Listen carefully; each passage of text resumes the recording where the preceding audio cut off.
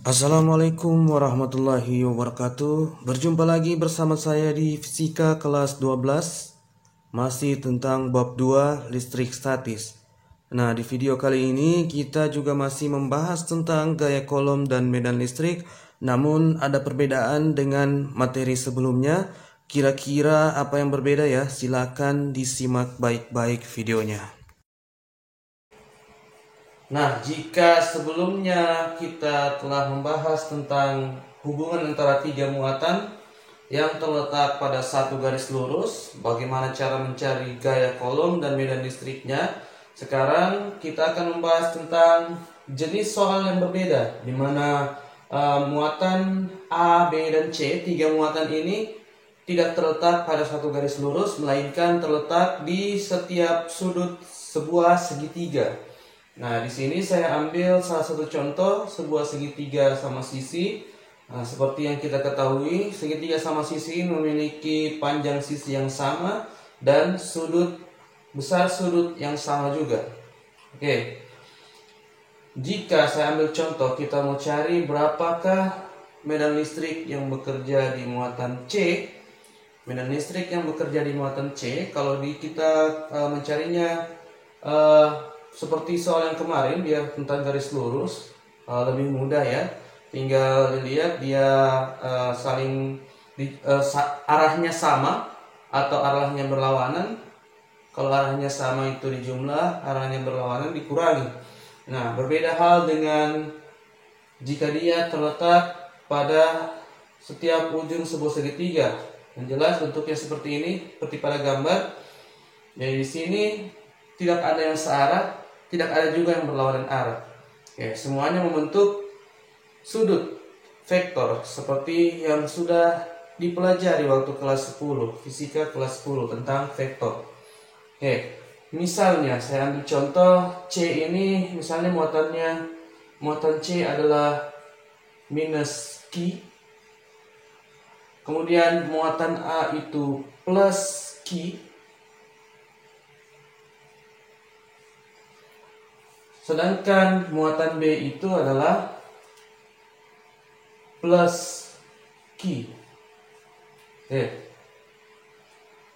Berarti A dengan C atau C dengan A tarik menarik, C dengan B juga tarik menarik, sehingga medan listrik yang bekerja pada muatan C akibat pengaruh muatan A arahnya seperti ini. Ini adalah ECA. Sedangkan pengaruh oleh muatan B, dia juga tarik menarik dengan muatan B. Karena negatif dan positif tarik menarik, maka ini adalah arah dari ECB. Sehingga ECA dan ECB ini membentuk sudut, misalnya sudut alfa. Yang jelas kita sudah tahu, berarti sudut alfa di sini karena dia segitiga sama sisi, dia sudutnya itu besarnya 60 derajat.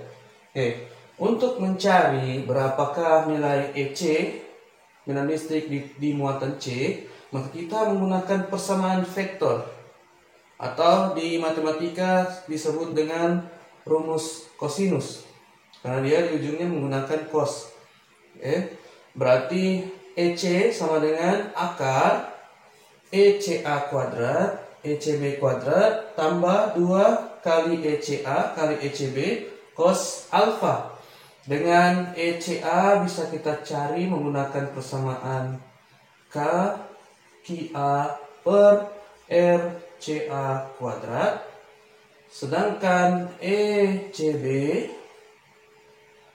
adalah K QB per RCB kuadrat. Ini sudah saya jelaskan di video sebelumnya. Ketika sudah didapatkan hasilnya ECA dan ECB, nilai ECA dan ECB, kita bisa mencari EC-nya, tinggal masukkan angkanya di sini. Sedangkan cosnya, nah ini lagi ya, sudutnya itu adalah sudut yang dibentuk oleh ECA dan ECB. Sudut yang dibentuk oleh ECA dan ECB. Jadi kalau di gambar tadi, sudut yang dibentuk oleh ECA dan ECB adalah alfa. sehingga alfanya yaitu 60 derajat ya. Ini semuanya sudutnya sama. Jumlah sudut segitiga itu 180 derajat. Kalau kita bagi 3 berarti masing-masing 60 derajat, seperti itu.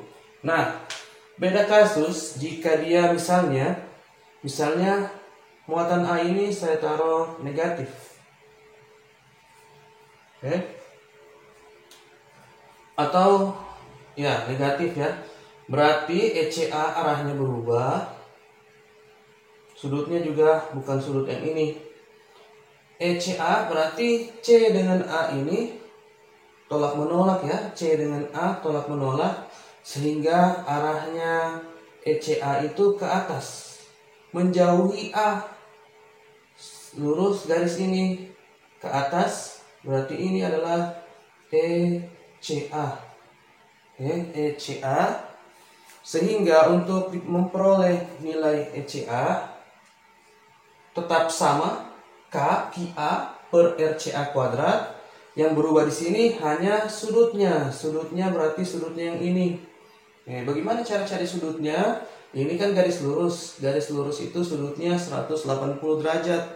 Berarti kalau di sini 60 derajat, maka alfa ini nilainya adalah 120 derajat. Seperti itu. Nah, prinsip yang sama bisa kita gunakan untuk mencari gaya kolom. Nah, jadi di video sebelumnya, di video part 1 untuk bab 2 kita sudah belajar tentang gaya kolom, tapi masih tentang satu garis lurus. Sekarang bentuknya seperti ini, dia terletak di setiap sudut sebuah segitiga sama sisi. Saya ambil segitiga sama sisi untuk mempermudah perhitungan. Misalnya kita mau tentukan berapakah besar gaya kolom yang bekerja pada muatan B. Nah, kalau di garis lurus kan simpel saja. Bisa jadi FB ini FBA tambah FBC. Itu kalau garis lurus. Sedangkan kalau bentuk segitiga seperti ini, sama prinsipnya dengan medan listrik tadi, kita menggunakan cara vektor, ya. Nah, di sini misalkan C-nya itu muatannya plus Q, A minus Q, dan B plus Q. Berarti di sini karena kita mau cari yang muatan B-nya, B ini tarik menarik dengan A, min dan plus tarik menarik, sedangkan dengan C dia tolak menolak. Berarti arah vektornya ini arah untuk FBA, sedangkan ini adalah arah untuk FBC. Nah, karena tadi saya sebutkan prinsip kerjanya sama dengan medan listrik sebelumnya, berarti untuk mencari FB kita gunakan persamaan vektor ya. FB sama dengan akar FBA kuadrat tambah FBC kuadrat tambah 2 FBA kali FBC cos alfa. Cukup mudah cara mengingatnya ya. Yang jelas kalau kita mau cari FB berarti B-nya semua lebih dulu ya. Kalau kita mencari FC berarti di sini FCA CB. Kalau kita mencari FA berarti di sini FAB FAC. Seperti itu cara mengingatnya ya. Kemudian penentuan sudut. Penentuan sudut alfanya. Sudut alfanya ini adalah sudut yang dibentuk oleh dua vektor ini, dua vektor gaya ini, yaitu FBA dan FBC. Berarti sudut yang ini yang dibentuk oleh sudut alfa. Sehingga jika ini sebuah segitiga sama sisi, berarti sudut di salah satu sudutnya itu, besar sudutnya itu adalah 60 derajat. Sehingga kita bisa tentukan berapakah sudut alfa seperti tadi ya. Berarti satu garis lurus 180 kurang 60 berarti sudut alfanya itu adalah 120 derajat. Sekali lagi ini bergantung pada jenis segitiganya ya. Tidak selalu 120 derajat. Seperti itu. Nah, di sini yang kalian perlu ingat nilai cosnya. Cos 60 dan 120 itu nilainya sama. Hanya saja dia beda kuadran. Ya, kalau di sini 60 derajat itu kuadran 1, ya sudah diajar di matematika ya. Kalau di kelas 10 atau 11 kalian sudah pernah belajar tentang trigonometri. Kuadran 1 cosnya plus, kuadran 2 cosnya negatif, ya. Tapi nilainya sama. Cos 60 itu 1/2, sedangkan cos 120 ini adalah cos 120 berarti min 1/2. Hanya berbeda plus minusnya. Nah, di sini bisa kita tentukan FBA-nya itu bisa dicari dengan persamaan FBA sama dengan K QB QA per RBA kuadrat. Nah, dan FBC-nya juga sama cara carinya ya. FBC sama dengan K QB QC per RBC kuadrat.